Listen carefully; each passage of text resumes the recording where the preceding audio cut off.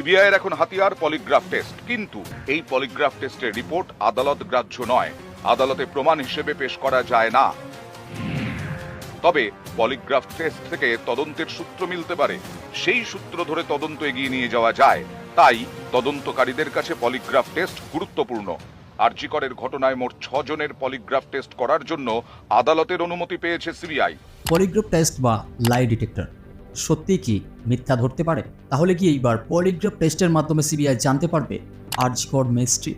সেটা তো সময়ের অপেক্ষা। চলুন তার আগে সহজভাবে দেখে নেওয়া যাক এই লাই ডিটেক্টর কি এবং কিভাবে কাজ করে।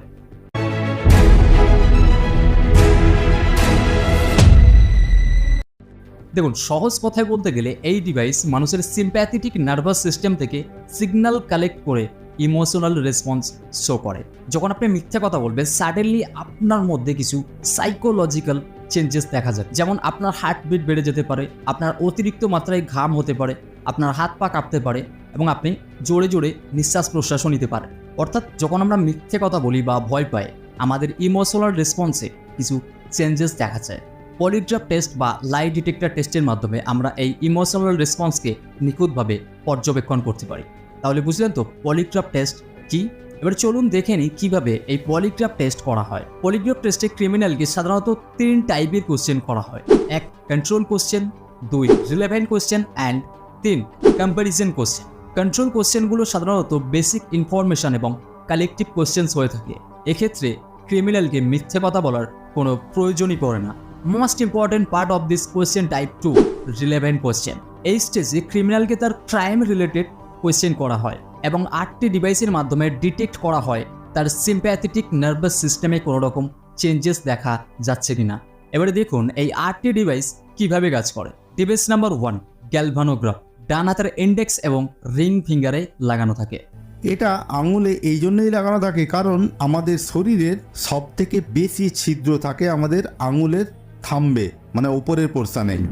যখনই কোনো মানুষ মিথ্যে কথা বলেন তখনই তার সাইকোলজিক্যাল অ্যাক্টিভিটিতে যে সাডেন চেঞ্জ হয়, যার ফলে তার ফিঙ্গার টিপ থেকে অস্বাভাবিক ঘাম বেরোতে শুরু করে। আর সেই ঘামের মধ্যে থাকা সোডিয়াম একটা মাইনিউট কারেন্ট জেনারেট করে সেটাকে পলিগ্রাফ ডিভাইসে একটা সিগন্যাল পাঠায়।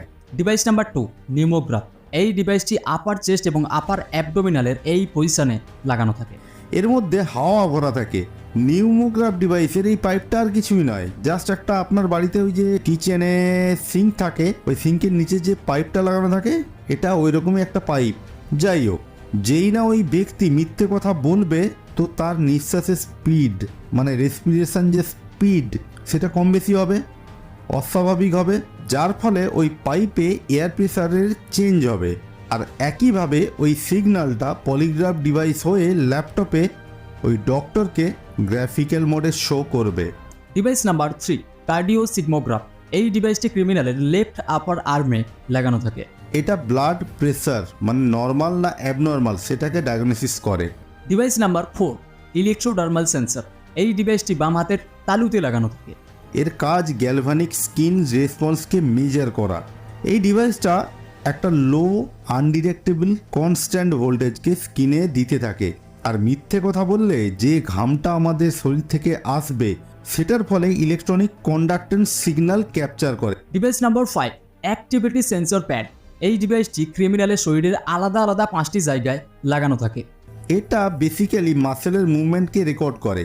ডিভাইস নাম্বার 6 একটা ক্যামেরাও প্রয়োজন হয় এই পলিগ্রাফ টেস্টে, যেটা ভিডিও রেকর্ড করার সাথে সাথে ফেস যে টেম্পারেচার সেটাকে মাপে। And most important device number 7 polygraph device. আমাদের সিম্প্যাথেটিক নার্ভাস সিস্টেম থেকে যে সিগন্যালগুলো কালেক্ট করা হয়, এই সমস্ত সিগন্যালগুলি এই পলিগ্রাফ ডিভাইসের মাধ্যমে কিন্তু ল্যাপটপে পৌঁছে যায় এবং ল্যাপটপে আমরা গ্রাফিক্যাল আকারে কিন্তু সেই ডেটা দেখতে পাই। ঠিক এইভাবে পলিগ্রাফ টেস্টের মাধ্যমে ডিটেক্ট করা হয় যে অপরাধী সত্য কথা বলছে কিনা মিথ্যে কথা বলছে। যদি আপনি ভিডিওর এই পর্যন্ত এসে থাকেন তাহলে আশা করব পলিগ্রাফ টেস্ট নিয়ে আপনাকে একটা ধারণা আমি দিতে পেরেছি।